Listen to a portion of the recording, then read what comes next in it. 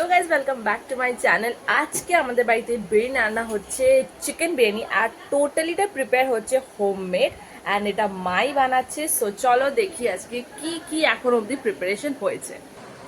গরম মশলা লাগছে, বিরিয়ানির মশলা লাগছে, গোটা গরম মশলা, ঘি, এটা হচ্ছে ঘি, চালের মধ্যে আলুগুলো যাচ্ছে, এখানে মাংসটাও চলে গেছে, এটা হচ্ছে বিরিয়ানির মশলা, এটা হচ্ছে কেওড়া ওয়াটার, রোজ ওয়াটারও ইউজ হয়েছে।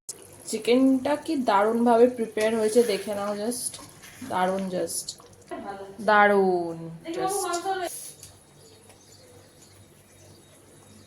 এটা হচ্ছে বিরিয়ানি ফুড কালার